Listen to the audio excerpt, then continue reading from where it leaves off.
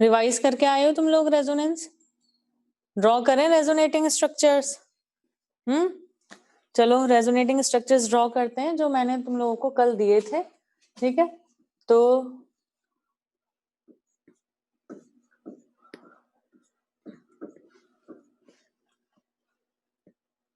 CH2 negative ये दिया था, याद है?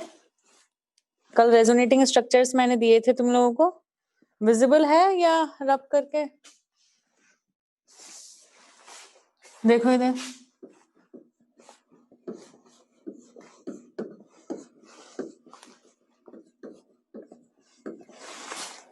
ये देखो विजिबल है। अब देखो इधर स्ट्रक्चर्स ड्रॉ करते हैं। मैंने बताया था निगेटिव चार्ज विल मूव, तो ये फिर नेक्स्ट स्ट्रक्चर, ये डबल बॉन्ड अपनी पोजीशन पर रहेंगे।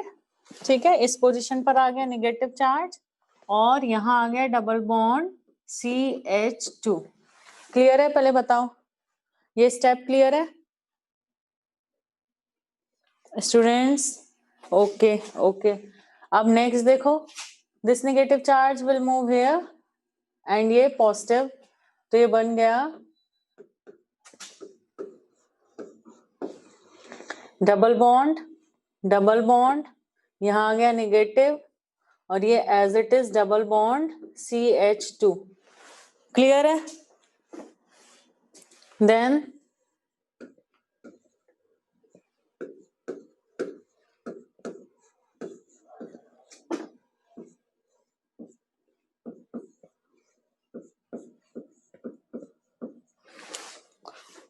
Is it clear? बताते जाओ मेरे को, वाई लिखते जाओ और जहां क्लियर ना हो बता देना। ठीक है,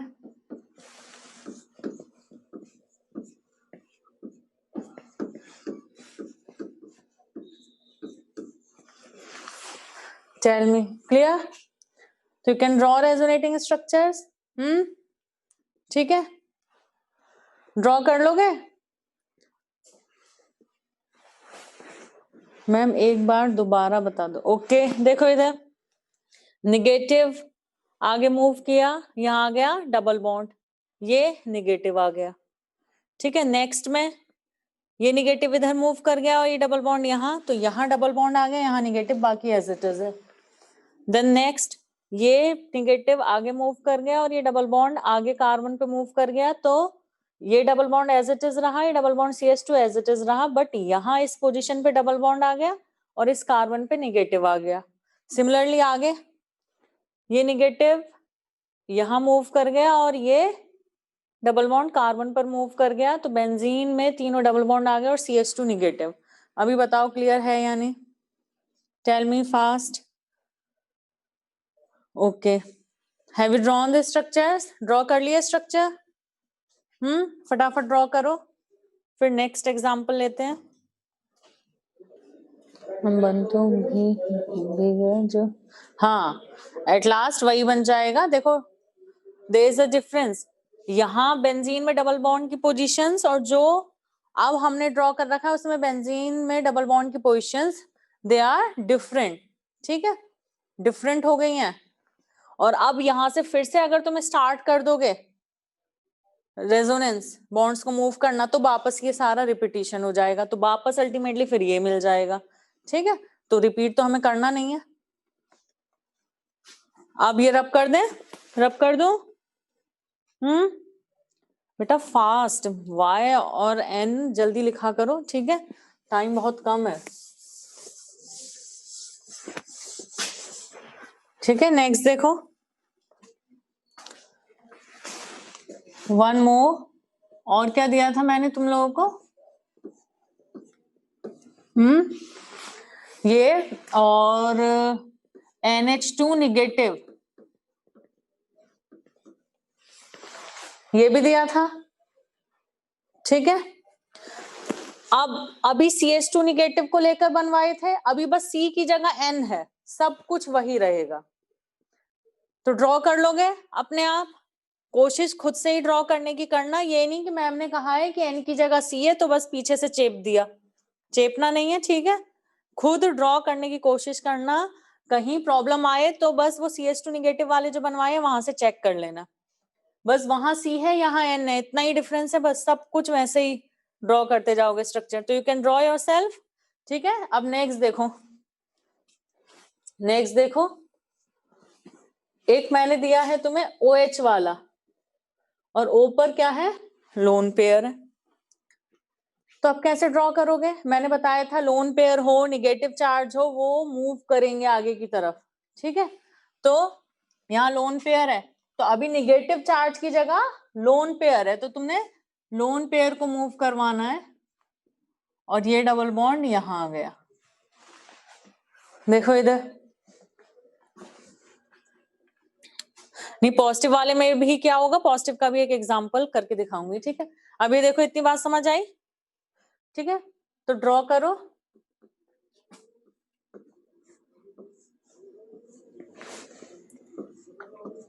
ये बॉन्ड यहां टूट गया तो इस पे आ गया निगेटिव, डबल बॉन्ड OH, ठीक है।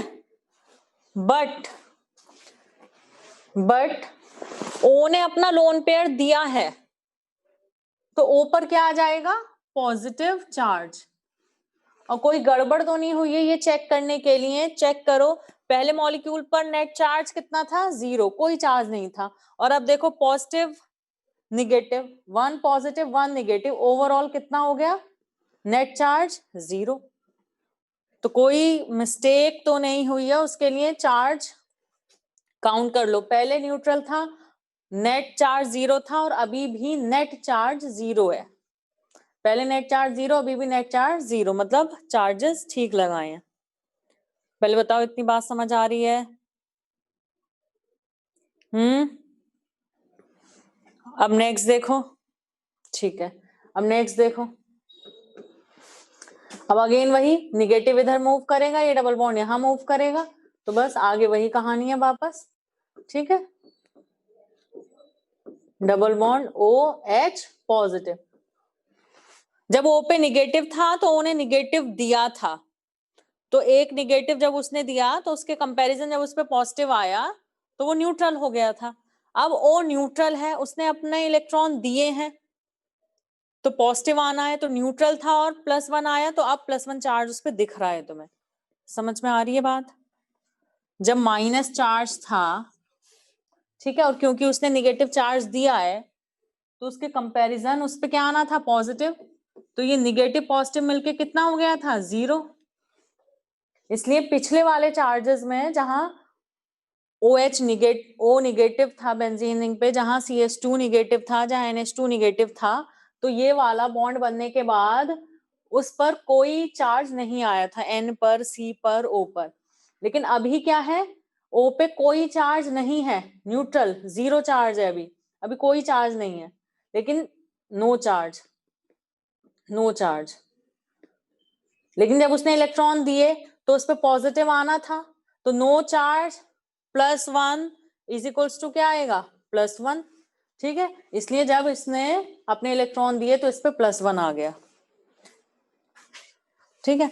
अभी थोड़ी सी दिक्कत लग सकती है समझने में, क्योंकि ये फेनोमेना तुम लोगों के लिए पहली बार है, ठीक है, लेकिन जब हर बार केमिस्ट्री में तुम्हारे सामने इस टाइप के स्ट्रक्चर्स आएंगे, ड्रॉ करोगे, तो फिर आदत हो जाएगी, ठीक है।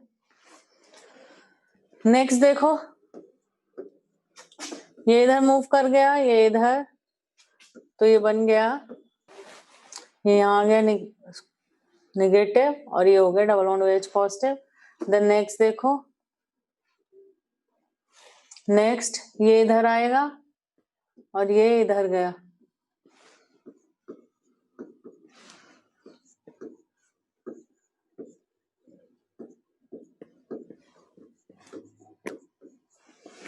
कोई सा भी स्टेप समझ नहीं आया तो पूछ लो अभी। बॉन्ड्स को, इलेक्ट्रॉन्स को एक पोजीशन से दूसरी पोजीशन पे भेजना है, तो हमें ध्यान इस बात का रखना है कि नेगेटिव चार्ज है तो वो ही आगे की तरफ मूव करेगा, और लोन पेयर ऑफ इलेक्ट्रॉन है तो वही आगे की तरफ मूव करेगा, सिर्फ डबल बॉन्ड्स ही हैं, तो इलेक्ट्रोनेगेटिविटी डिफरेंस चेक करना है, जो ज्यादा इलेक्ट्रोनेगेटिव होगा उसकी तरफ बॉन्ड्स मूव करेंगे, ठीक है। और हमेशा ध्यान रखना है कि भाई electron rich and electron deficient के बीच बॉन्ड बनेगा, तो ये इलेक्ट्रॉन रिच है तो यहाँ इलेक्ट्रॉन डेफिशिएंट पोजीशन होनी चाहिए, तो हमने क्या किया था, बॉन्ड इधर तोड़ दिया था, तो इस पे निगेटिव आ गया था और इस पर पॉजिटिव, तो इलेक्ट्रॉन्स हैं, इलेक्ट्रॉन्स नहीं है, इलेक्ट्रॉन रिच इलेक्ट्रॉन डेफिशिएंट, इनके बीच बॉन्ड बन गया। अब क्योंकि जब इसने अपने इलेक्ट्रॉन्स दिए हैं, ठीक है, इसने अपने इलेक्ट्रॉन्स अपनी मनी गरीब को दे दी, तो खुद क्या हो गया, खुद क्या हो गया, अपनी मनी गरीब को दे दी, तो खुद क्या हो गया, खुद के पास अब डेफिशिएंसी क्रिएट हो गई, तो पॉजिटिव चार्ज आ गया, ठीक है। तो यहां से यहां तक ये एज इट इज ही है, ठीक है।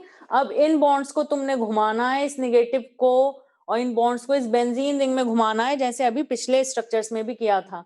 निगेटिव यहाँ आया, डबल बॉन्ड यहाँ मूव कर गया, तो यहाँ डबल बॉन्ड, यहाँ निगेटिव, निगेटिव इधर गया, डबल बॉन्ड इधर गया, तो यहाँ डबल बॉन्ड, यहाँ निगेटिव, फिर निगेटिव इधर गया और डबल बॉन्ड इधर गया, तो यहाँ डबल बॉन्ड, और यहाँ जब ये निगेटिव आना था यहाँ, बट निगेटिव पॉजिटिव मिलके क्या हो गया, चार्ज जीरो, तो OH पर अब कोई चार्ज नहीं, ठीक है, एज इट इज न्यूट्रल हो गया जैसे पहले था। बताओ इतनी बात क्लियर है? ये तुम्हें बार बार प्रैक्टिस करना पड़ेगा अपनी नोटबुक में बनाने के बाद भी, ठीक है, खुद से ड्रॉ करके देखना, जब 2-3 बार, बेटा कोई बात नहीं, शो नहीं किए तो तुम्हें कैलकुलेशन पता होनी चाहिए, ठीक है, तुम्हें पता होने चाहिए कि है लोन पेयर, तो जरूरी नहीं है कि हर बार मैं लिखूंगी वहां पे डॉट दिखाऊंगी, ठीक है,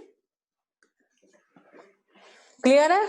ये बनाने के बाद भी तुम खुद से जब बार बार ड्रॉ करोगे तो तुम्हें कॉन्सेप्ट क्लियर होगा कि एक्चुअली क्या हो रहा है। अब ये रब कर देते हैं,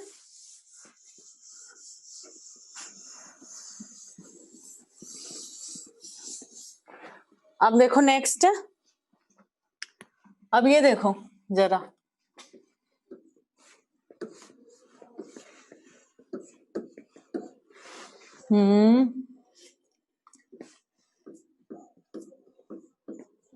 ये दिया था मैंने, अब ये भी दिया था तुम लोगों को, ठीक है। अब देखो इधर, अभी O पे लोन पेयर लेके चल रहे थे, अब N पे लोन पेयर है, तो बस वहां OH था, यहाँ NH2 है, सब कुछ वही रहेगा, ये इधर आया, ये इधर, ठीक है, तो ये बन गया निगेटिव, ये एज इट इज, और यहाँ NH2, N ने अपना लोन पेयर दिया इसलिए N पे आ गया पॉजिटिव। आ रही है बात समझ में? आगे सारा कुछ वही है, ड्रॉ कर लोगे, बस वहां OH था, यहाँ NH2 है, वहां O पे पॉजिटिव चार्ज आ रहा था, यहाँ N पे पॉजिटिव चार्ज आ रहा है, समझ में आ रही है बात? NH2 पे, हाँ NH2 पे, तो N पे ही तो है, NH2 में N पे ही तो है वो पॉजिटिव चार्ज, जैसे OH में किसके ऊपर था वो पॉजिटिव चार्ज, O के ऊपर, क्योंकि O ने अपना लोन पेयर दिया था, ठीक है। यहाँ किसने अपना लोन पेयर दिया, N ने अपना लोन पेयर दिया, तो N पर पॉजिटिव चार्ज है NH2 में, क्लियर, ड्रॉ कर लोगे, ठीक है। अब देखो फॉस्फेट, कार्बोनेट के तो मैंने बनवा दिए थे, फॉस्फेट के देखो,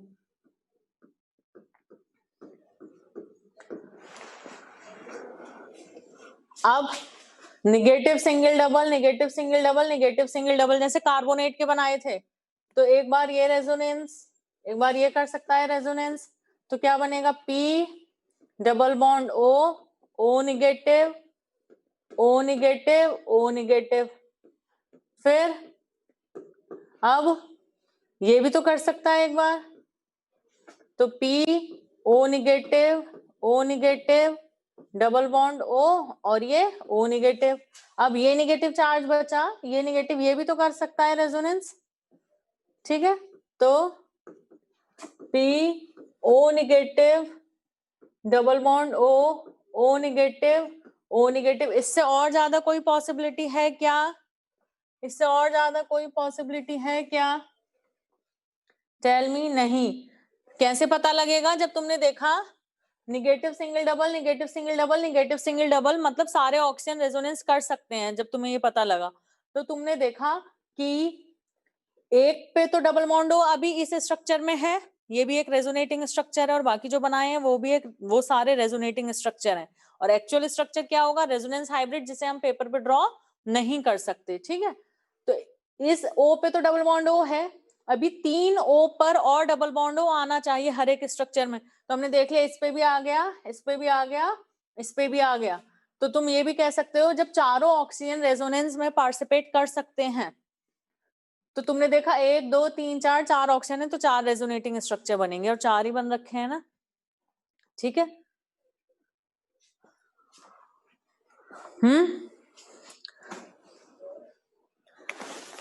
क्लियर है इतनी बात? You can draw resonating structures, tell me fast.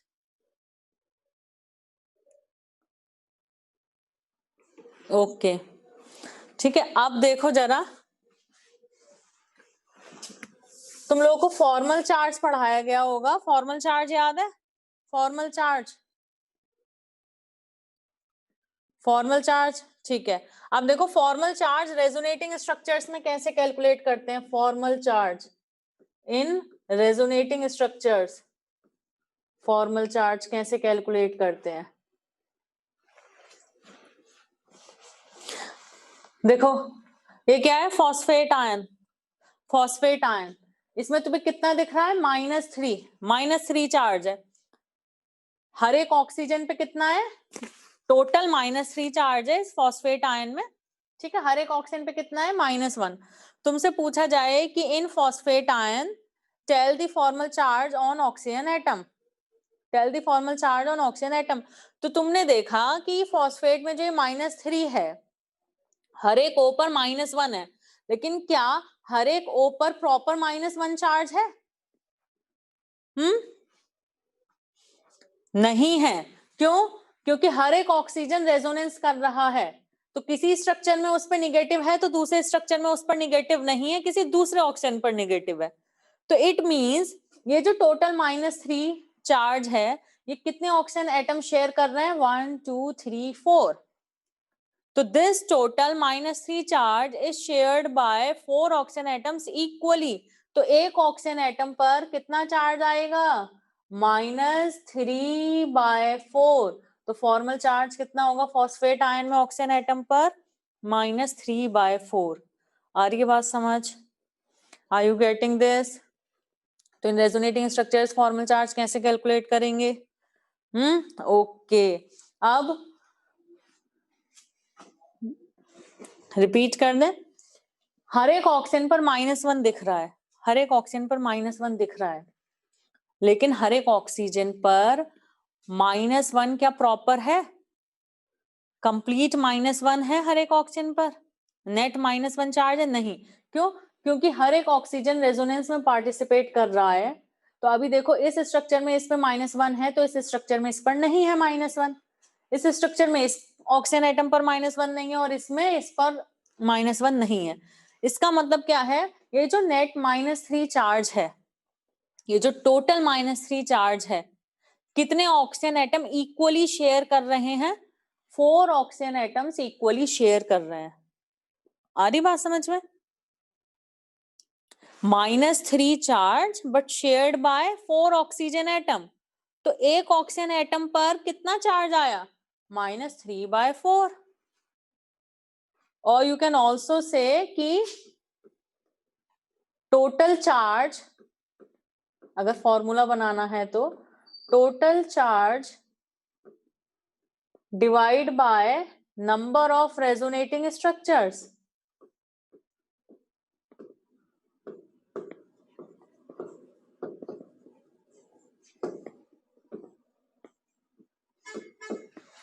Total charge कितना? -3। रेजोनेटिंग स्ट्रक्चर कितने? 4। Total charge divide by number of resonating structures. लेकिन फॉर्मूले पे डिपेंड रहने की कोशिश मत करना, क्योंकि ज्यादा कॉम्प्लेक्स हो अगर मॉलिक्यूल, या जल्दबाजी में तुम ऐसा भी कर सकते हो कि रेजोनेटिंग स्ट्रक्चर गलत बना लो। गलत बना लो मतलब 4 बनने थे, पता लगा जल्दबाजी में रिपीटिशन कर दिया, 5 बना लिए। बनने 4 थे, जल्दबाजी में 3 ही बनाए, किसी के 6 बनने हैं, किसी के 8 बनने हैं, तो रेजोनेटिंग स्ट्रक्चर थोड़ी बनाते रहोगे और फिर देखोगे। ठीक है, तो तुम्हें कॉन्सेप्ट समझ में आना चाहिए कि टोटल -3 4 ऑक्सीजन एटम शेयर कर रहे हैं, इसके -3 डिवाइड बाय 4। ठीक है, तो फॉर्मूले पे डिपेंड रहने की जरूरत नहीं है। समझ में आ गई इतनी बात? रब कर दें? ओके ओके ओके, रब कर दूं ये? ठीक है, अब बॉन्ड ऑर्डर देखो। बॉन्ड ऑर्डर क्या होता है? Bond order, what is bond order? Bond order क्या है? What is bond order? Bond order होता है number of bonds between two atoms. Number of bonds between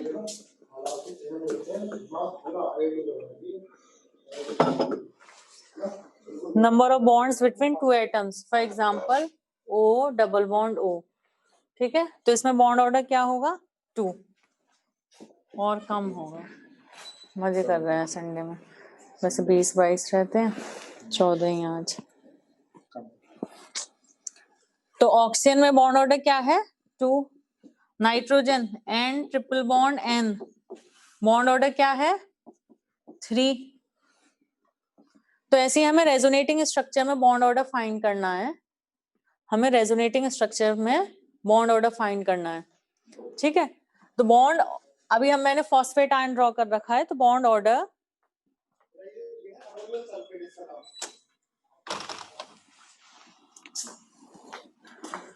ठीक है, तो bond order between phosphorus oxygen, you have to calculate bond order between phosphorus and oxygen atom. ठीक है, यहाँ तुम्हें simply दिख रहा है बॉन्ड ऑर्डर 2 है, यहाँ दिख रहा है बॉन्ड ऑर्डर 3 है। अब मैंने पूछा फॉस्फेट आयन में फॉस्फोरस ऑक्सीजन के बीच बॉन्ड ऑर्डर क्या है? 5। कैसे? ये सारे बॉन्ड्स गिन लिए, 2 3 5, ऐसे थोड़ी। फॉस्फोरस ऑक्सीजन के बीच मतलब ईच फॉस्फोरस ऑक्सीजन के बीच एक ही जगह बताओगे, सारे नहीं काउंट कर लोगे। ठीक है, पीओ पीओ कोई सा भी पीओ उठा लो, तो बस पीओ के बीच बताना है। ठीक है, तो पीओ के बीच बताना है हमें बॉन्ड ऑर्डर। तो देखो इधर, तुम्हें पता है सिग्मा बॉन्ड तो मूव करता नहीं। ठीक है, तो पीओ के बीच एक सिग्मा बॉन्ड तो है ही, बट पाई बॉन्ड एक है जो कभी इस पीओ पर है, कभी यहां है, कभी यहां है, कभी यहां है। यानी कि एक पाई बॉन्ड कितनी पोजीशन पर शेयर हो रहा है? 4। तो एक पोजीशन पर कितना हुआ उसका कंट्रीब्यूशन? 1/4। तो कितना आ गया बॉन्ड ऑर्डर? 1 + 1/4, that is 5/4। बताओ इतनी बात समझ आई या नहीं? जब फॉस्फोरस ऑक्सीजन बॉन्ड ऑर्डर पूछा है तो इसका मतलब ये नहीं हम सारे काउंट करेंगे, मतलब पीओ बॉन्ड ऑर्डर मतलब पीओ, चाहे वो ये पीओ है, चाहे ये, चाहे ये, चाहे ये, वो कोई सा भी मानो तो मुझसे फर्क नहीं पड़ता। ठीक है, अगर डिफरेंट होते यहाँ एटम्स, एनवायरमेंट डिफरेंट होता तो मेंशन किया जाता कि भाई पीओ कौन सा वाला हो। ठीक है, अभी यहाँ सारे ऑक्सीजन का एनवायरमेंट सेम है, इसलिए मेंशन करने की जरूरत नहीं है। इतनी बात समझ आई? तो ये नोट कर लो और मैं इसे रब करती हूँ। अब नेक्स्ट एग्जांपल लेते हैं बॉन्ड ऑर्डर और फॉर्मल चार्ज का। Okay done. चलो नेक्स्ट देखो, तुम लोगों ने कार्बोनेट आयन ड्रॉ किया था ना कल, तो कार्बोनेट आयन ही ले लेते हैं। ठीक है, देखो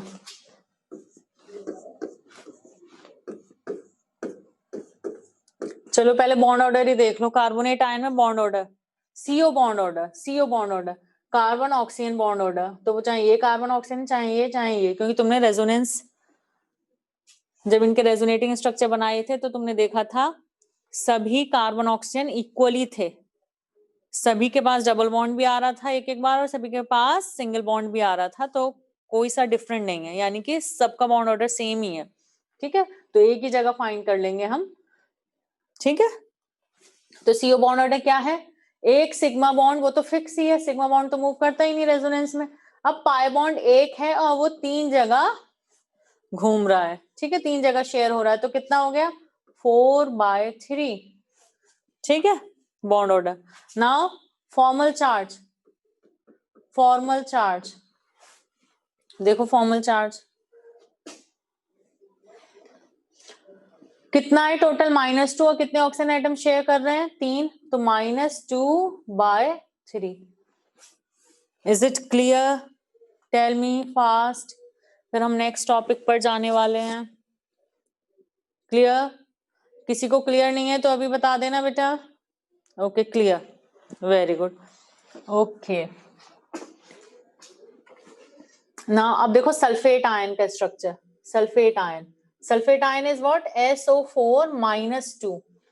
पता है सबको सल्फेट आयन होता है ये SO4-2। इसका स्ट्रक्चर देखो, S double bond O, double bond O, 1 O negative, 1 O negative, ठीक है। रेजोनेंस है, yes, negative single double, negative single double, negative single double, negative single double, बनाए रेजोनेटिंग स्ट्रक्चर। एक बना के दिखा रही हूँ, यू कैन ड्रॉ योरसेल्फ। इसकी इसके साथ कर दो या इसके साथ कर दो रेजोनेंस, इट्स योर विश। तो क्या बना ये अब, S, यहां आ गया डबल बॉन्ड O, ये तो एज इट इज ही था डबल बॉन्ड O, ये O negative as it is, और यहां आ गया O नेगेटिव, तो यू कैन ड्रॉ। तो सारे ऑक्सीजन एटम रेजोनेंस में पार्टिसिपेट कर रहे हैं, तो कोई डिफरेंस नहीं है कहीं भी, इसलिए हमें कोई टेंशन यहाँ पे लेनी नहीं पड़ेगी, है ना, कि भी कहाँ क्या होगा बॉन्ड ऑर्डर, कहाँ क्या, सब जगह सेम है सल्फर ऑक्सीजन बॉन्ड ऑर्डर। तो हमें सल्फर ऑक्सीजन बॉन्ड ऑर्डर बताना है, कितना होगा जल्दी बताओ बच्चों। यहाँ पे सल्फेट आयन में sulphur oxygen bond order, sulphur oxygen के बीच बॉन्ड ऑर्डर। मैम ये कैसे पता चलेगा कि टोटल कितने रेजोनेटिंग, बेटा अगर इक्वल ही बन रहे हैं, मतलब जितने भी एटम्स हैं तुम्हारे सारे पार्टिसिपेट कर रहे हैं, जितने भी एटम्स हैं वो सारे पार्टिसिपेट कर रहे हैं, तब तो तुमने ये एटम्स काउंट कर लिए, ठीक है। तो यहाँ चारों ऑक्सीजन एटम पार्टिसिपेट कर रहे हैं रेजोनेंस में, तो 4 बन जाएंगे, ठीक है। यहाँ 3 ऑक्सीजन एटम पार्टिसिपेट कर रहे थे तीनों रेजोनेंस में, तो 3 बन गए। लेकिन जैसे जैसे स्ट्रक्चर कॉम्प्लेक्स होता जाएगा तो तुम्हें जरूरी नहीं है कि देख के पता लग जाए कितने बन रहे हैं, ड्रॉ करने पड़ेंगे, और तब तक ड्रॉ करते जाओगे जब तक रिपीटिशन स्टार्ट ना हो जाए, क्योंकि रिपीट होने शुरू हो जाएंगे तो वो तो अगेन दोबारा थोड़ी काउंट करेंगे, तो फिर ड्रॉ करने पड़ते हैं। ये तो सिंपल है, तो यहाँ तो जितने ऑक्सीजन पार्टिसिपेट कर रहे थे वो सारे काउंट कर लिए, ठीक है। ऐसे ही जब बनाते जाओगे, प्रैक्टिस करते जाओगे, तो फिर बनाने आ जाएंगे, तो तुम ड्रॉ करके देख लिया करोगे कि कितने बनेंगे, ठीक है। अभी बताओ कितना आएगा सल्फर ऑक्सीजन बॉन्ड ऑर्डर, एक sigma bond fix, but pi bond कितने हैं इसमें सल्फेट आयन में, 2 पाई बॉन्ड हैं, और कितने ऑक्सीजन एटम शेयर कर रहे हैं, 4 ऑक्सीजन एटम शेयर कर रहे हैं, तो कितना आया भाई, कितना आ गया बॉन्ड ऑर्डर, 6/4, दैट इज 3/2। बताओ समझ आई बात या नहीं? आंसर आ रहा है इसका, अंदर समझ में आ रही है बात। अब फॉर्मल चार्ज निकालें, ये रब कर देते हैं, इसकी कोई जरूरत नहीं है। Formal charge on oxygen atom in sulphate ion, कितना है टोटल चार्ज, टोटल चार्ज तो -2 है, बट शेयर तो 4 ऑक्सीजन एटम कर रहे हैं, तो कितना हो गया -12। बताओ समझ आ गई बात? तो मेरे ख्याल से अब समझ में आ गया है कि रेजोनेटिंग स्ट्रक्चर्स में bond order and formal charge कैसे कैलकुलेट करते हैं। आ गया समझ? अच्छा, एक पॉजिटिव चार्ज वाला रेजोनेटिंग स्ट्रक्चर बना के दिखाना था तुम लोगों को। कि अगर पॉजिटिव चार्ज है तो ठीक है, वो और बनवा देती हूँ। एक तुम्हें CS2 पॉजिटिव दिया था ना, वही बनवा देती हूँ। रब कर दो ये, अच्छा फ्री रेडिकल का ही बनवा देते हैं, रब कर दो। ओके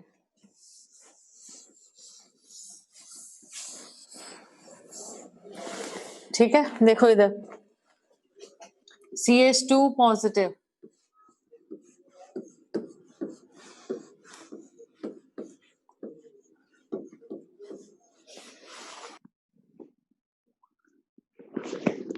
पुअर पुअर, ठीक है।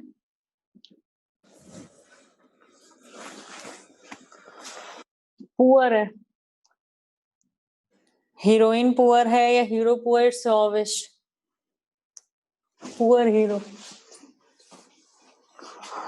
हीरो इज पुअर, ठीक है। हीरोइन रिच है, old movies, heroine rich, rich, rich बनानी है, अभी हम स्टोरी लिख रहे हैं ना, ठीक है, तो रिच बनानी है हीरोइन, रिच बन गई, माल पानी दे दिया, ठीक है। समझ में आ रही है बात? कल समझाया था, rich poor, poor rich, hero heroine, old movies, याद आ रहा है कुछ? हैं? अब देखो इधर, तुम लोगों को मैंने कल बताया था कि पॉजिटिव चार्ज कभी भी मूव नहीं करेगा। मूव नहीं करेगा मतलब ये है कि यहाँ पॉजिटिव चार्ज है तो तुम कभी एरो ऐसे नहीं बनाओगे, पॉजिटिव चार्ज से दूसरे एटम की तरफ कभी भी एरो नहीं बनेगा, ठीक है। समझ में आ रही है बात? पॉजिटिव चार्ज से दूसरे एटम की तरफ कभी भी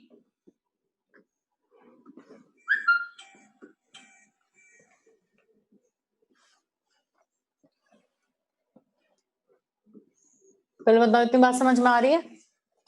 पॉजिटिव है, पॉजिटिव चार्ज से दूसरे एटम की तरफ,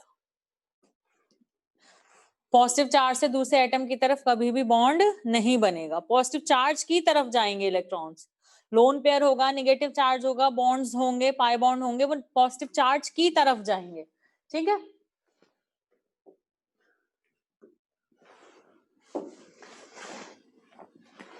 क्लियर है इतनी बात? अब जब बॉन्ड इसकी तरफ गया तो इस कार्बन पे क्या आ गया? निगेटिव, और पॉजिटिव निगेटिव के बीच बॉन्ड फॉर्मेशन, पॉजिटिव निगेटिव के बीच बॉन्ड फॉर्मेशन,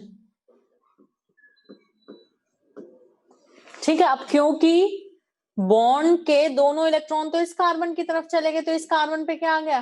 पॉजिटिव, ये बॉन्ड एज इट इज, और चेक कर लो, नेट चार्ज पॉजिटिव था मॉलिक्यूल पर, नेट चार्ज अभी भी +1 ही है। समझ में आ रही है बात? इतनी बात समझ आई? अब देखो आगे क्या होगा, अगेन ये इधर, ठीक है, तो ये डबल बॉन्ड इधर, ठीक है, तो यहां आ गया डबल बॉन्ड ना, इसे रहने दो अभी, एक स्टेप में एक ही,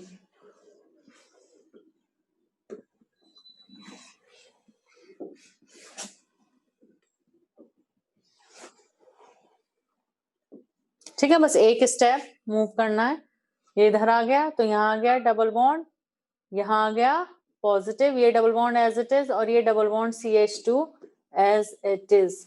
नाउ नेक्स्ट ये इधर गया, ठीक है, तो क्या होगा, यहाँ आ गया डबल बॉन्ड, इस कार्बन पे आ गया पॉजिटिव, ओहो बाहर नहीं बनेगा, सॉरी सॉरी सॉरी,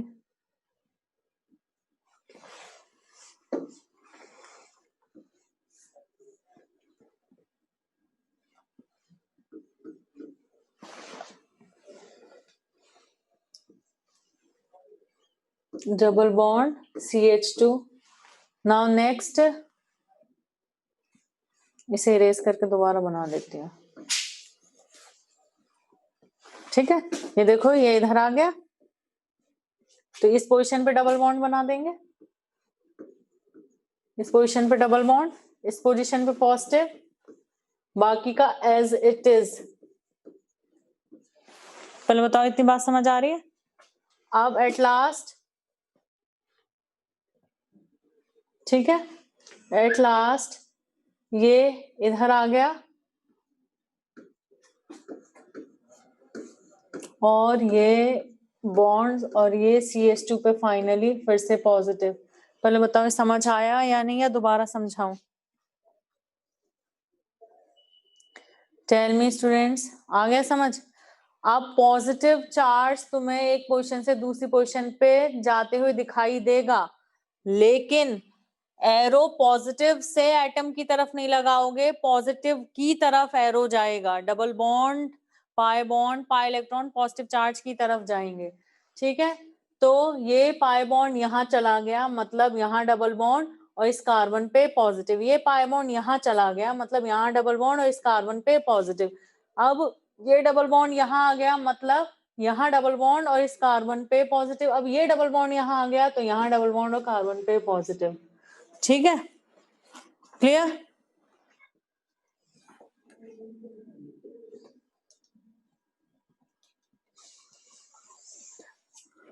तो आ गया पॉजिटिव चार्ज के भी कैसे बनाने हैं।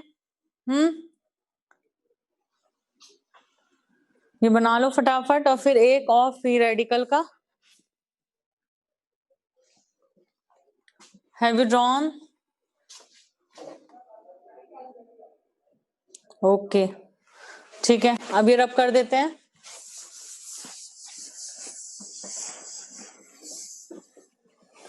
अब फ्री रेडिकल का देखो,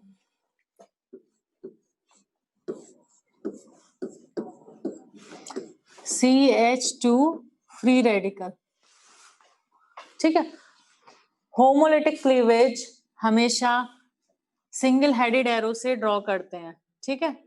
और मैंने बताया था फ्री रेडिकल और पॉजिटिव चार्ज मूव नहीं करेंगे, उनकी तरफ इलेक्ट्रॉन्स मूव करेंगे। फ्री रेडिकल और पॉजिटिव चार्ज की तरफ से आगे की तरफ एरो नहीं लगाओगे, उनकी तरफ एरो लगेगा, ठीक है।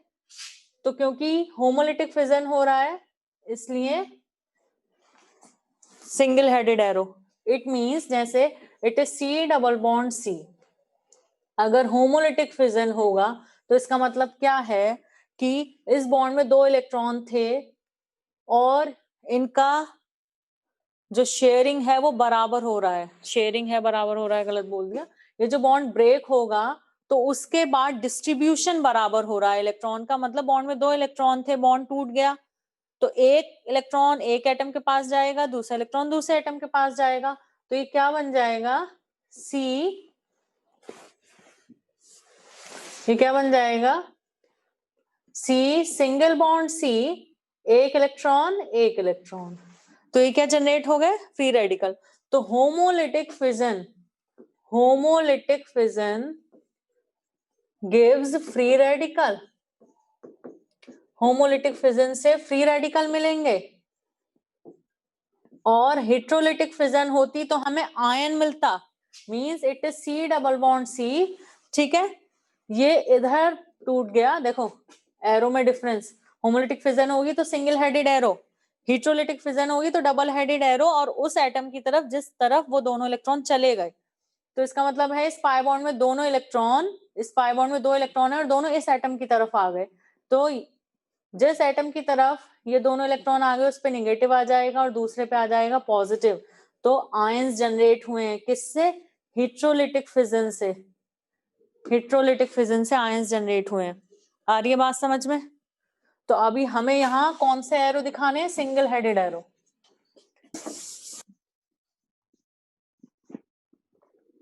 देखो इधर, ठीक है, होमोलिटिक फिजन। तो होमोलिटिक फिजन दिखाएंगे अब हम, ये एज इट इज, यहाँ आ गया फ्री रेडिकल, ठीक है, और ये बन गया डबल बॉन्ड CH2। समझ में आ रही है बात। एक इलेक्ट्रॉन इस कार्बन के पास था, एक इलेक्ट्रॉन अब आ गया और इलेक्ट्रॉन इलेक्ट्रॉन शेयरिंग होगी, पाई बॉन्ड बन गया, ठीक है। नाउ अब फिर से होमोलिटिक फिजन, ठीक है। ये यहाँ पाई बॉन्ड आ गया, यहाँ फ्री रेडिकल आ गया, और ये पाई बॉन्ड और ये डबल बॉन्ड CH2, ठीक है। अगेन, ठीक है, ये pi bond as it is, but अब यहाँ पाई बॉन्ड है और ये डबल बॉन्ड CH2, ठीक है। अब यहाँ होमोलिटिक फिजन, ठीक है।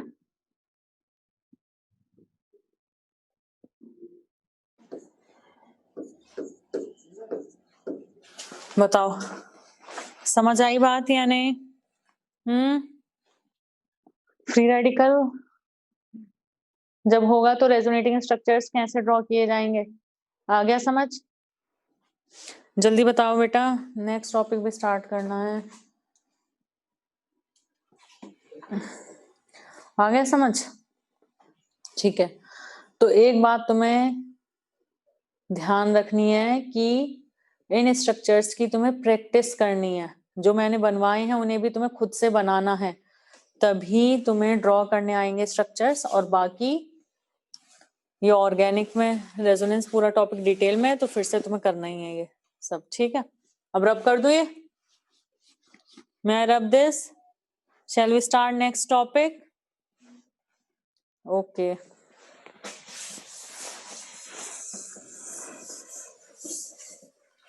so next topic is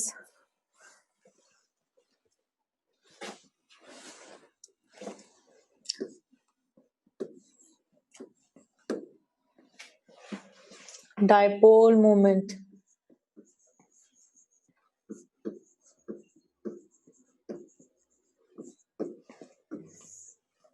dipole moment, ठीक है। या इस टॉपिक में हम polar molecules, non polar molecules, ये सब सीख जाएंगे, पता लगाना सीख जाएंगे कौन सा मॉलिक्यूल पोलर होगा, कौन सा नॉन पोलर होगा। ठीक है, डायपोल मोमेंट। तो डायपोल मोमेंट समझने के लिए dipole dipole dipole di two two poles, ये टू पोल्स का मतलब क्या है, क्या कहना चाह रहा है ये? डायपोल है ना।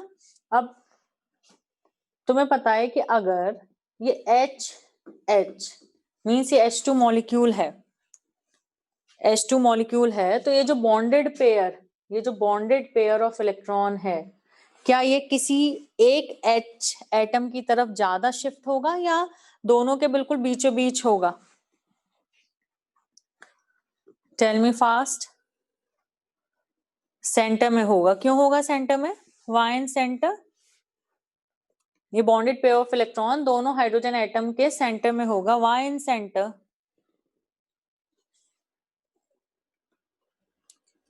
Because electronegativity is same, there is no electronegativity difference. Due to no electronegativity difference, कोई electronegativity difference नहीं है, इसलिए bonded pair of electron बिल्कुल सेंटर में होगा दोनों हाइड्रोजन एटम के। सिमिलरली ClCl, ठीक है, F, ठीक है, O double bond O, N triple bond N। समझ में आ रही है बात? सेंटर में है बिल्कुल बॉन्डेड पेयर। क्यों? क्योंकि कोई इलेक्ट्रोनेगेटिविटी डिफरेंस नहीं है। बट अगर ये हो HCl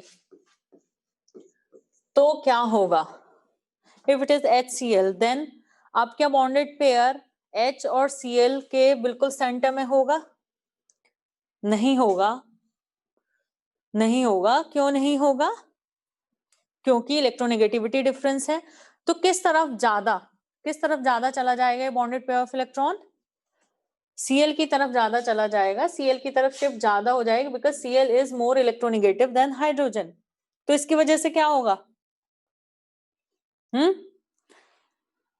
Cl थोड़ा सा निगेटिव हो जाएगा, मतलब Cl पर बहुत माइन्यूट निगेटिव चार्ज आ जाएगा और H पर बहुत कम, बहुत स्मॉल पॉजिटिव चार्ज आ जाएगा, जिसे हम शो करेंगे डेल्टा निगेटिव, डेल्टा पॉजिटिव। तो ये चार्जेस जनरेट हो जाएंगे, चार्ज डेवलप हो जाएंगे, और ये हो गया नहीं दो पोल जनरेट, तो हो गया डायपोल। आ रही है बात समझ? अगर कोई बॉन्ड दो डिफरेंट इलेक्ट्रोनेगेटिविटी वाले एटम के बीच बन रहा है, तो due to shifting of electron towards more electronegative atom, charge separation हो जाएगा, चार्ज जनरेट हो जाएंगे, तो दो पोल जनरेट हो जाएंगे, तो बोल दिया डायपोल। ठीक है, और इस डायपोल का जो मैग्नीट्यूड हम फाइंड करते हैं, ठीक है, उसे हम बोलते हैं डायपोल मोमेंट। ठीक है, तो देखो एनी बॉन्ड, अब इसे बॉन्ड की बात हो रही है, अभी मॉलिक्यूल की बात नहीं हो रही है। एनी बॉन्ड, कोई भी बॉन्ड अगर टू सेम एटम्स के बीच है, टू सेम एटम्स के बीच है, तो वो बॉन्ड नॉन पोलर होगा, नॉन पोलर होगा, उसमें कोई पोल नहीं होगा, मतलब कोई चार्ज सेपरेशन नहीं होगा, ठीक है। एनी बॉन्ड अगर दो सेम एटम्स के बीच है तो वो बॉन्ड नॉन पोलर होगा। बॉन्ड नॉन पोलर होगा मतलब सिमेट्रिक डिस्ट्रीब्यूशन ऑफ इलेक्ट्रॉन्स होगा, सिमेट्रिक डिस्ट्रीब्यूशन ऑफ इलेक्ट्रॉन्स। तो बॉन्ड नॉन पोलर कब होगा? When there is symmetric distribution of electrons. बताओ इतनी बात समझ आ रही है? सिमेट्रिक डिस्ट्रीब्यूशन ऑफ इलेक्ट्रॉन्स यानी कि बराबर डिस्ट्रीब्यूट हो रखे हैं इलेक्ट्रॉन, बराबर डिस्ट्रीब्यूट हो रखे हैं इलेक्ट्रॉन, बराबर डिस्ट्रीब्यूट, बराबर बराबर बराबर, ठीक है। तो कोई चार्ज सेपरेशन नहीं होगा, तो बॉन्ड कैसा होगा? Non polar. Are you getting this? अभी से बॉन्ड की बात चल रही है, अभी मॉलिक्यूल की बात नहीं चल रही है, ठीक है। तो स्टेप बाय स्टेप एक एक चीज समझते जाना, ठीक है। ओके, तो समझ में आ गई इतनी बात? क्या समझ में आ गया कि अगर सिमेट्रिक डिस्ट्रीब्यूशन ऑफ इलेक्ट्रॉन हो, और सिमेट्रिक डिस्ट्रीब्यूशन ऑफ इलेक्ट्रॉन कब पॉसिबल है? कब पॉसिबल है सिमेट्रिक डिस्ट्रीब्यूशन ऑफ इलेक्ट्रॉन? जब दोनों एटम्स की इलेक्ट्रोनेगेटिविटी बिल्कुल सेम हो, यानी कि दो सेम एटम्स हो, तब सिमेट्रिक डिस्ट्रीब्यूशन ऑफ इलेक्ट्रॉन्स होगा। तो कोई चार्ज सेपरेशन नहीं होगा, कोई चार्जेस जनरेट नहीं होंगे एटम्स के ऊपर, यानी कोई पोल जनरेट नहीं हुए, तो वो बॉन्ड कैसा होगा? नॉन पोलर, ठीक है। But if there is electronegativity difference, but if there is electronegativity difference, then what will happen? Then what will happen? तो कोई भी बॉन्ड अगर टू डिफरेंट एटम्स के बीच बन रहा है, तो अगर दो डिफरेंट एटम हैं तो ऑब्वियसली एक लेस इलेक्ट्रोनेगेटिव होगा, एक मोर इलेक्ट्रोनेगेटिव होगा, क्योंकि दोनों की इलेक्ट्रोनेगेटिविटी सेम तो है नहीं, there is a difference in electronegativity. तो एक ज्यादा इलेक्ट्रोनेगेटिव, एक कम इलेक्ट्रोनेगेटिव है।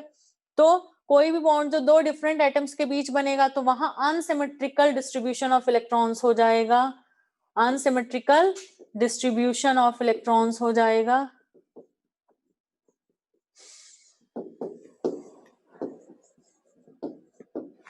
अनसिमेट्रिकल डिस्ट्रीब्यूशन ऑफ इलेक्ट्रॉन्स हो जाएगा। तो उस बॉन्ड को बोला जाएगा पोलर, क्योंकि उसमें पोल्स जनरेट हो जाएंगे, मतलब चार्जेस जनरेट हो जाएंगे, पोल्स, दो पोल हो जाएंगे, उसमें दो पोल आ जाएंगे। इतनी बात समझ में आई? Tell me fast. बिल्कुल क्लियर है, कोई कंफ्यूजन नहीं है इसमें? बिल्कुल ठीक। तो अभी बात चल रही है बॉन्ड की। बॉन्ड की, अगर कोई बॉन्ड दो सेम एटम के बीच है तो वो बॉन्ड नॉन पोलर है, और अगर कोई बॉन्ड दो डिफरेंट एटम्स के बीच है तो वो बॉन्ड पोलर है। Clear? Now what is dipole moment? Now what is dipole moment? तो मैंने बताया जो नॉन पोलर है उनमें तो कोई चार्ज सेपरेशन ही नहीं है, जो नॉन पोलर बॉन्ड है उसमें तो कोई चार्ज सेपरेशन ही नहीं है, वो तो पोलर है ही नहीं, उसमें तो पोल्स ही नहीं है उसमें। तो जब उसमें डायपोल है ही नहीं तो डायपोल मोमेंट की बात वहां पर तो आएगी नहीं, ठीक है। डायपोल मोमेंट क्या है? डायपोल मोमेंट क्या है? डायपोल जो जनरेट हुआ है उसका जो मैग्नीट्यूड हम बताएंगे उसी को डायपोल मोमेंट बोला जाएगा, ठीक है। Magnitude of dipole is dipole moment. तो ये एक्चुअली है क्या डायपोल मोमेंट? कैसे डायपोल मोमेंट कैलकुलेट किया जाता है? मैं आई रब दिस? रब कर दूं बच्चों? How to calculate dipole moment? Okay,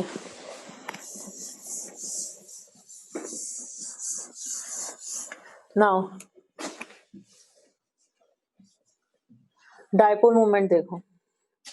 dipole moment is denoted by mu and it is equals to, जैसे suppose it is A B bond और इस पे पार्शियल नेगेटिव है और इस पे partial positive, it means electronegativity of B is greater than A है इस मॉलिक्यूल में, ठीक है। तो बी पे पार्शियल नेगेटिव, ए पे partial positive, and these AB atoms are separated by distance d, means this d is bond length।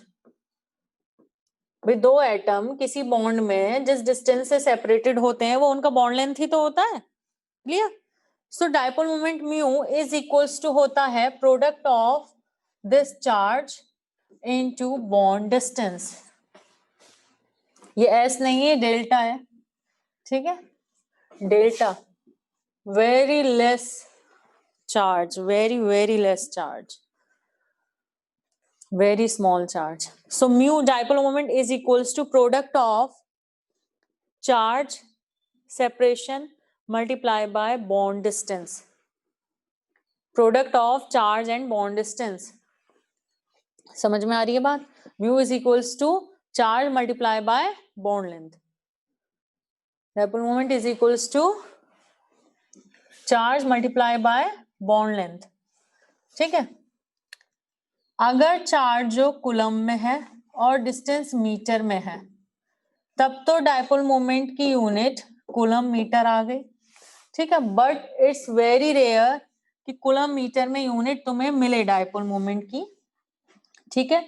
Dipole moment को हम रिप्रेजेंट करते हैं यूनिट डी बाय से, डी बाय, ठीक है, कैपिटल डी से रिप्रेजेंट करेंगे।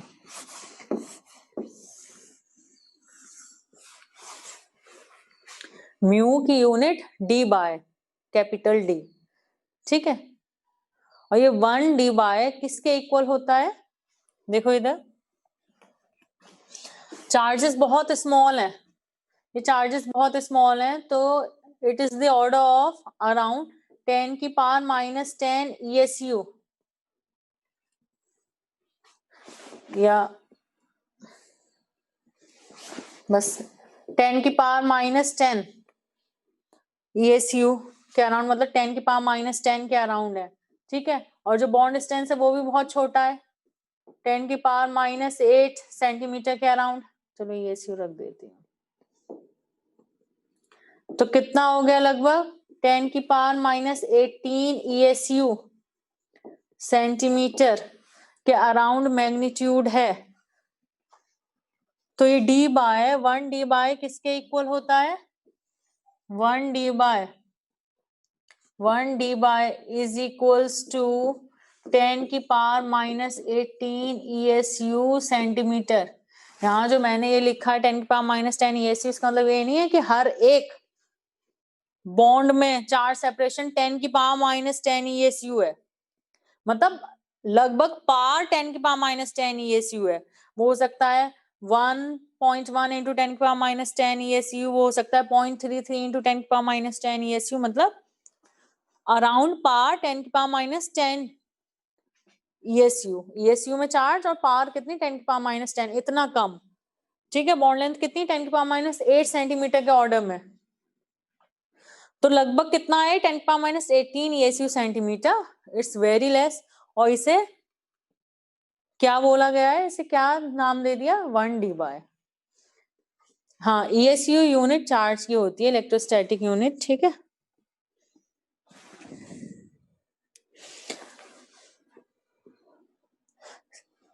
तो अभी तुम्हें इतना समझाया मैंने कि डाइपोल मोमेंट म्यू से रिप्रेजेंट करेंगे and it is product of charge separation into bond distance, ठीक है, क्योंकि वो चार्ज बहुत कम है, वो बॉन्ड डिस्टेंस बहुत कम है, तो उन्हें जनरली हम चार्ज को ESU और बॉन्ड डिस्टेंस को सेंटीमीटर में रिप्रेजेंट करेंगे। ये कितना ESU के अराउंड होता है? 10 की पावर -10 ESU, बॉन्ड डिस्टेंस 10 की पावर -10 सेंटीमीटर के अराउंड, तो लगभग 10 की पावर -18 ESU सेंटीमीटर बनता है, जिसे ये 1 डी बाय कहा गया है। 1 डी बाय इक्वल्स टू 10 की पावर -18 ESU सेंटीमीटर, ठीक है।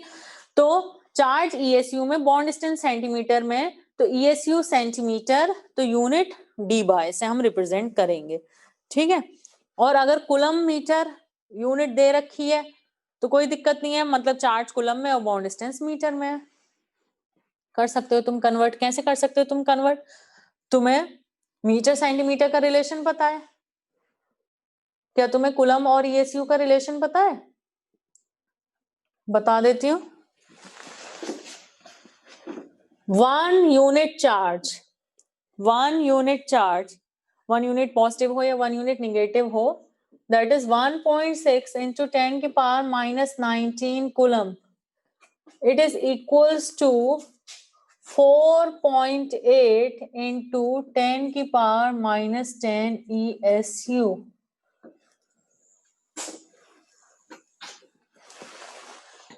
अगर कुलम मीटर, कुलम को ESU में या ESU को कुलम में कन्वर्ट करना हो तो there is a relation, 1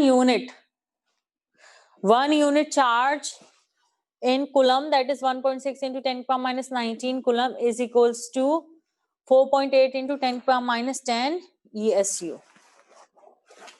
clear है इतनी बात? तो जैसे तुम्हारे पास क्वेश्चन है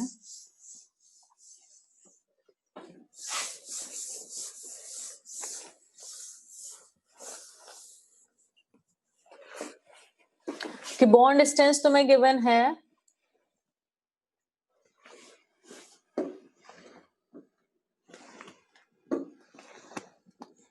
बॉन्ड डिस्टेंस गिवन है तुम्हें 1 एंगस्ट्रॉम और चार्ज गिवन है, चार्ज सेपरेशन 3.3 into 10 की power -10 ESU। Now calculate mu in debye, calculate mu in debye. Remember, जितना निगेटिव है उतना ही पॉजिटिव चार्ज होगा। ऐसे मत कहने लग जाना कि मैम निगेटिव चार्ज तो आपने बता दिया, पॉजिटिव बताया नहीं। डेल्टा निगेटिव है तो डेल्टा ही पॉजिटिव है, जितना इधर निगेटिव है उतना ही उधर पॉजिटिव है। तो तुम्हें निगेटिव पॉजिटिव से मतलब थोड़ी है। कितना चार्ज है? 3.33 इंटू 10 की पावर -10 ESU और 1 एंगस्ट्रॉम मतलब कितने सेंटीमीटर? 10 की पावर -8 सेंटीमीटर। तो ये कितना आया बच्चों? 3.33 इंटू 10 की पावर -18 ESU सेंटीमीटर। लेकिन तुमसे कहा है calculate dipole moment in dy, तो क्या करना होगा तुम्हें? तो क्या करना होगा? 1 dy इज इक्वल्स टू 10 की पावर -18 ESU सेंटीमीटर। तो क्या करोगे? 10 की पावर -18 से डिवाइड कर दोगे।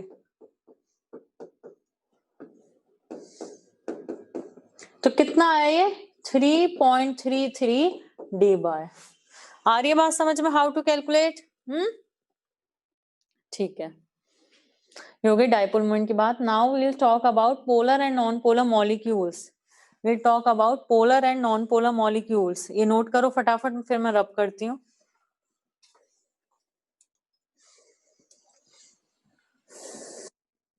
Polar and non polar molecules की बात करेंगे अब हम। क्या रिपीट करना है बेटा? ये कैसे सॉल्व किया, ये रिपीट करना है। देखो इधर चार्ज कितना दिया है? 3.33 इंटू 10 की पावर -10 ESU और बॉन्ड डिस्टेंस दिया है 1 एंगस्ट्रॉम और तुमसे कहा है म्यू कैलकुलेट करो डी बाय में। ठीक है, तो हमें डी बाय और ESU सेंटीमीटर का रिलेशन पता है। तो चार्ज 3.33 इंटू 10 की power -10 ESU, bond distance 1 angstrom मतलब 10 की पावर -8 centimetre. You all know 1 angstrom is equals to 10 की power -10 metre and 1 metre is equals to 100 centimetre. तो कितना आ गया ये? 10 की पावर -8 सेंटीमीटर।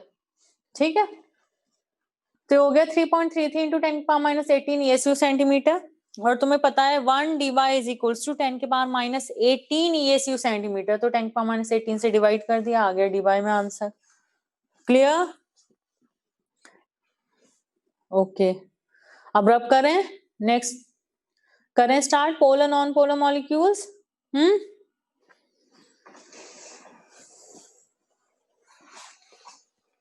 तो अभी तुमने देखा डायपोल मोमेंट, बॉन्ड में डायपोल मोमेंट होता है अगर बॉन्ड पोलर है तो।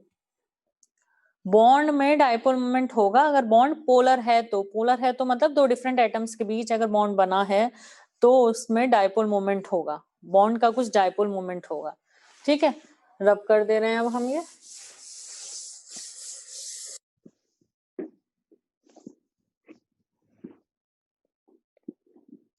ठीक है, बॉन्ड का कुछ डायपोल मोमेंट होगा।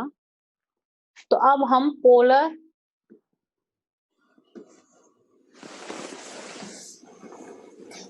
now we will talk about polar and non-polar molecules. Polar molecules and non-polar molecules.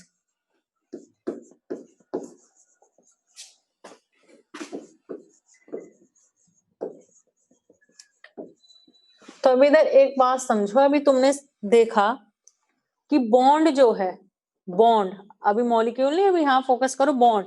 Bond polar भी हो सकता है, बॉन्ड नॉन पोलर भी हो सकता है। बॉन्ड नॉन पोलर कब होगा? जब वो सेम एटम्स के बीच होगा। और बॉन्ड पोलर कब होगा? जब वो डिफरेंट एटम्स के बीच होगा। ठीक है।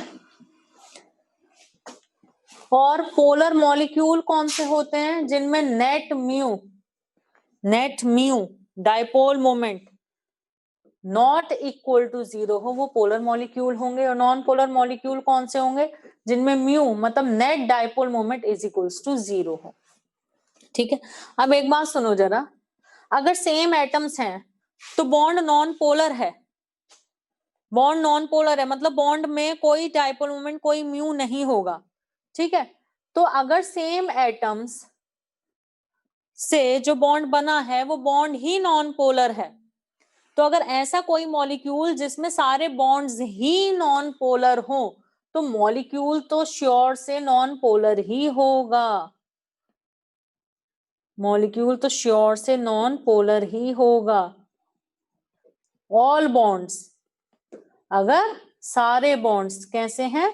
नॉन पोलर है मॉलिक्यूल में। पहले बताओ इतनी बात समझ आ रही है? अभी बहुत ज्यादा नहीं बताया, अभी सिर्फ इतनी बात बताई है। नॉन पोलर बॉन्ड जो सेम एटम्स के बीच बना है, सेम एटम्स के बीच बॉन्ड बना है तो उसमें कोई डाइपोल नहीं होगा, कोई डाइपोल मोमेंट नहीं होगा। ठीक है।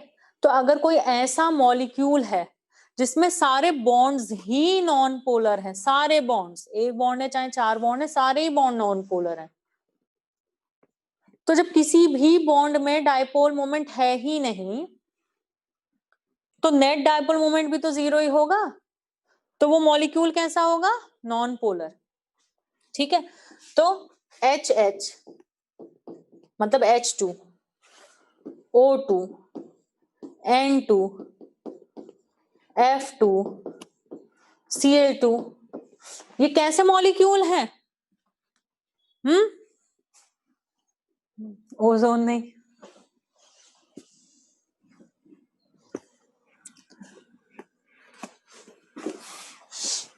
सारे बॉन्ड्स नॉन पोलर हो, सिमेट्रिक हो मॉलिक्यूल। ये सिमेट्रिक वाली बात अभी तुम्हें समझ में नहीं आएगी, तो तुम साथ में ये भी याद रखो, जैसे तुम ओजोन के साथ कंफ्यूज हो रहे हो। All bonds. अब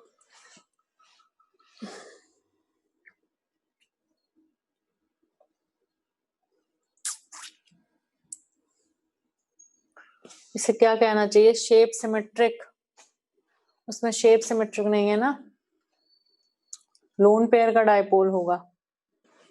हाँ ओजोन हो जाएगा नॉन पोलर, क्योंकि हर एक ऑक्सीजन का डाइपोल उसकी तरफ है,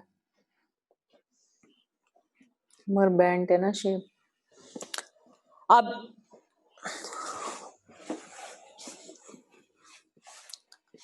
अभी ओजोन या कोई भी ऐसा मॉलिक्यूल मत कंसीडर करो जिसमें 2 से ज्यादा एटम हो। इसे, क्योंकि तुम, मुझे पता चल गया कंफ्यूज होने वाले हो, कंफ्यूज होने वाले हो। ठीक है। नॉन पोलर मतलब सेम एटम्स के बीच, इतनी बात क्लियर है? तो इसमें तुम सिर्फ एग्जाम्पल लिखो, होमो डायटोमिक मॉलिक्यूल्स, होमो डायटोमिक मॉलिक्यूल्स, क्योंकि कंफ्यूजन स्टार्ट हो चुका है, समझ गई हूं मैं। और अगर एक बार कंफ्यूजन स्टार्ट हो गया तो वो फिर खत्म होना मुश्किल हो जाएगा। सिर्फ याद रखो होमो डायटोमिक मॉलिक्यूल्स, मैं तुम्हें कुछ भी सोचने की जरूरत नहीं है। होमो मीन सेम, डायटोमिक मतलब दो एटम, दो सेम एटम, दो सेम एटम, दो सेम एटम, उनके बीच जो बॉन्ड होंगे वो कैसे होंगे, नॉन पोलर। तो मॉलिक्यूल भी कैसा होगा, नॉन पोलर। आई बात समझ में? सिर्फ होमोडायटोमिक मॉलिक्यूल्स में तुम्हें कुछ नहीं सोचना, बाकी तो अब सारा सोचने का खेल शुरू हो जाएगा, सोचने और समझने का। ठीक है, तो बॉन्ड पोलर हो सकता है, बॉन्ड नॉन पोलर हो सकता है, ये सिर्फ बॉन्ड के रिगार्डिंग बात है। बॉन्ड पोलर कब, जब डिफरेंट एटम्स के बीच बनाए, और बॉन्ड नॉन पोलर कब, जब सेम एटम्स के बीच बनाए। ठीक है, लेकिन अगर होमोडायटोमिक मॉलिक्यूल है, होमो, होमो मतलब सेम एटम्स के बीच, डायटोमिक मॉलिक्यूल मतलब सिर्फ मॉलिक्यूल के अंदर दो ही एटम है। ठीक है, तो होमोडायटोमिक मॉलिक्यूल है तो ऑब्वियसली बॉन्ड कैसा है, नॉन पोलर। एंड क्योंकि सिर्फ दो ही एटम्स हैं, उन्हीं के बीच तुम्हें देखना है, चाहे वो एक बॉन्ड है चाहे दो बॉन्ड है, बॉन्ड नॉन पोलर ही है, यानी कोई डायपोल नहीं है, तो वो इटसेल्फ मॉलिक्यूल भी कैसा हो जाएगा, नॉन पोलर। तो होमोडायटोमिक मॉलिक्यूल में कोई टेंशन लेने की जरूरत ही नहीं है, कुछ भी नहीं हमें चेक करना, होमोडायटोमिक मॉलिक्यूल है तो वो नॉन पोलर ही होगा। ठीक है, क्लियर?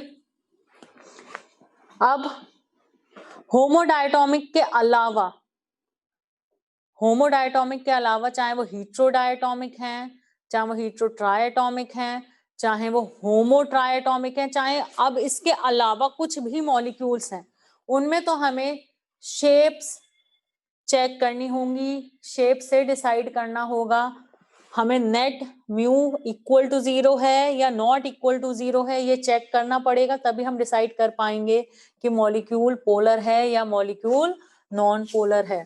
ठीक है, तो नॉन पोलर मॉलिक्यूल में होमोडायटोमिक तो नॉन पोलर है ही, होमोडायटोमिक तो नॉन पोलर है ही, लेकिन इन होमोडायटोमिक के अलावा जो भी मॉलिक्यूल्स होते हैं उनमें हमें उनकी शेप को देखकर डिसाइड करना पड़ेगा कि मॉलिक्यूल इज पोलर और नॉन पोलर। पहले बताओ इतनी बात समझ आ रही है?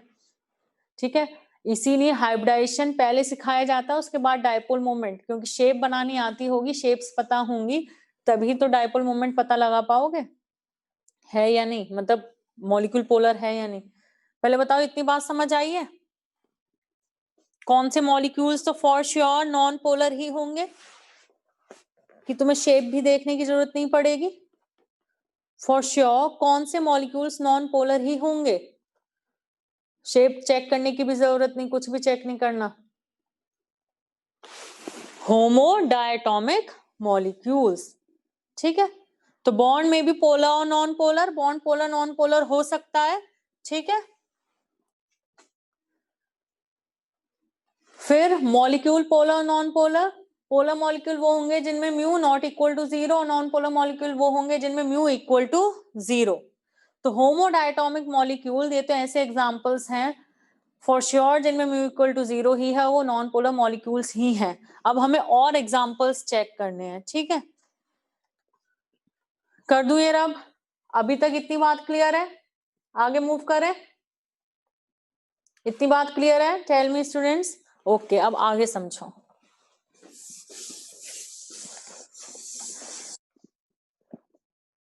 अब हमें चेक करना है, अब हमें सीखना है कि net dipole moment equal to 0 not equal to 0 कैसे चेक किया जाएगा।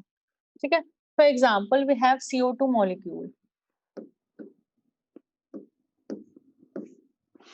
ठीक है, if a bond is polar, अगर पोलर बॉन्ड है जैसे A और B की इलेक्ट्रोनेगेटिविटी A से ज्यादा, तो बॉन्ड पोलर है।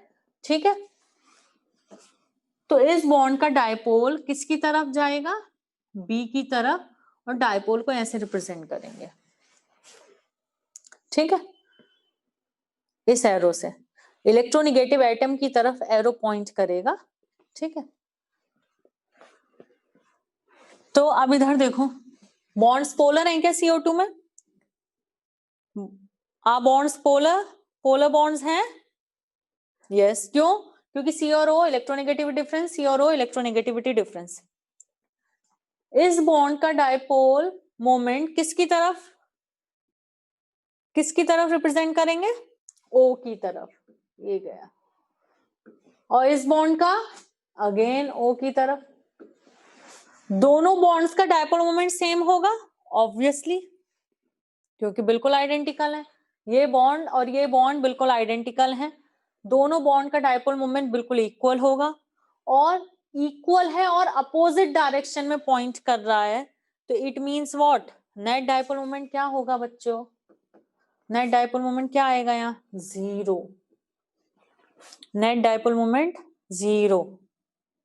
तो मॉलिक्यूल पोलर होगा या non polar? Tell me, molecule should be polar और नॉन पोलर? Non polar. आ रही है बात समझ में? कैसे चेक करेंगे? Molecule is non polar. तो देखो, बॉन्ड्स पोलर हैं लेकिन फिर भी मॉलिक्यूल नॉन पोलर है। बॉन्ड्स पोलर हो तब भी मॉलिक्यूल पोलर हो सकता है और नॉन पोलर भी हो सकता है। आ रही है बात समझ में?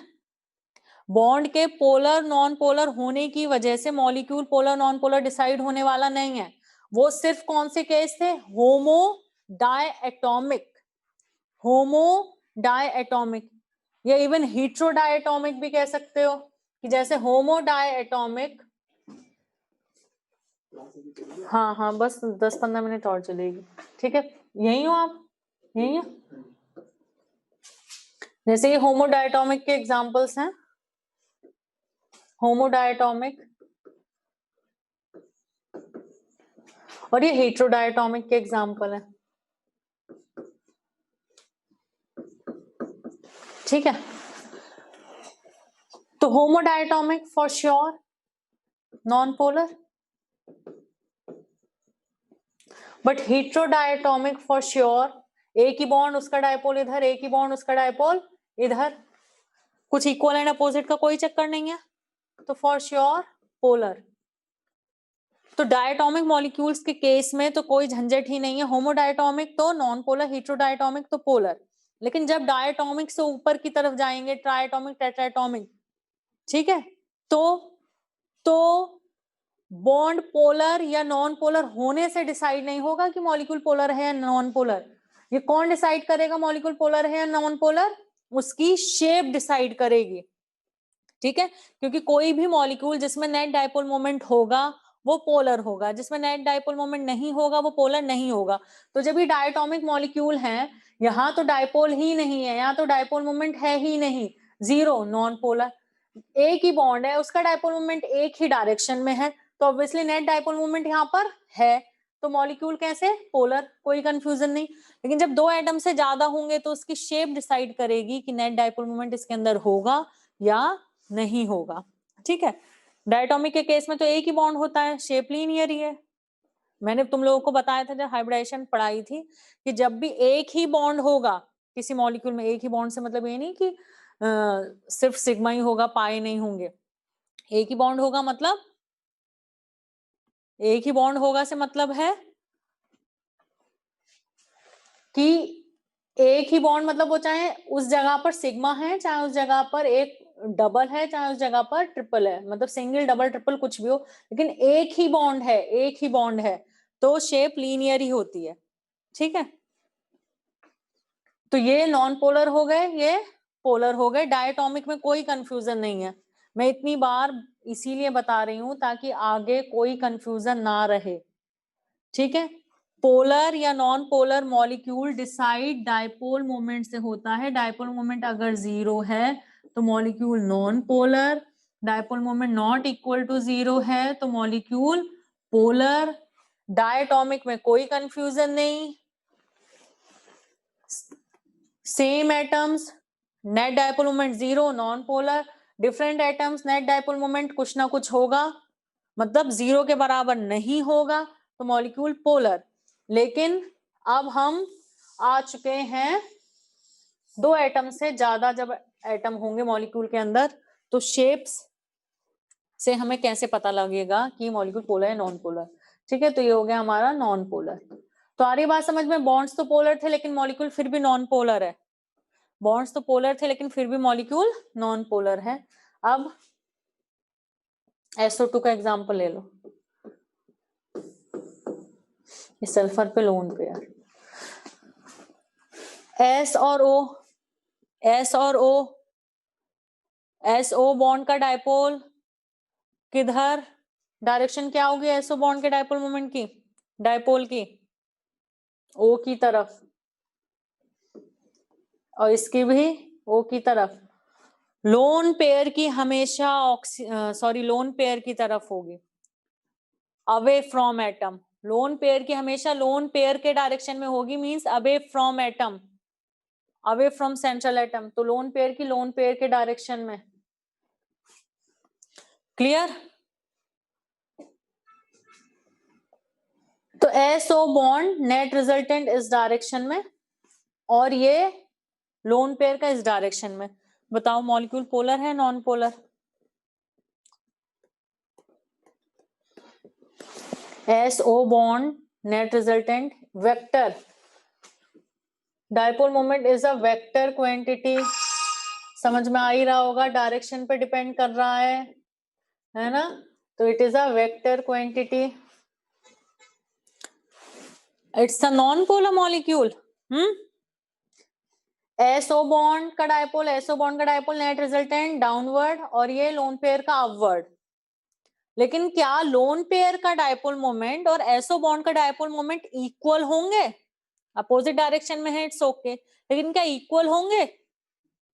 इक्वल तो नहीं है, इक्वल तो नहीं है।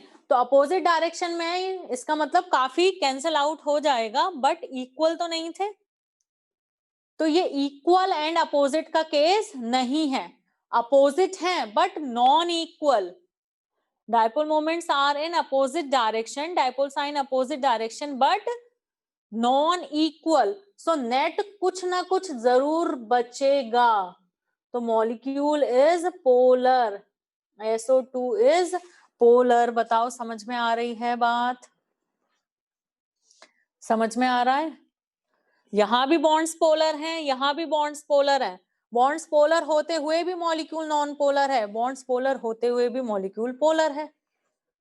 तो बॉन्ड्स का पोलर होना या ना होना डिसाइड नहीं करने वाला है मॉलिक्यूल को पोलर या नॉन पोलर। ये शेप डिसाइड करेगी मॉलिक्यूल की कि मॉलिक्यूल पोलर होगा या नॉन पोलर। क्यों? क्योंकि शेप ही डिसाइड करेगी कि उसमें नेट डायपोल मोमेंट 0 होगा या net dipole moment not equal to 0 होगा। बताओ इतनी बात समझ में आई?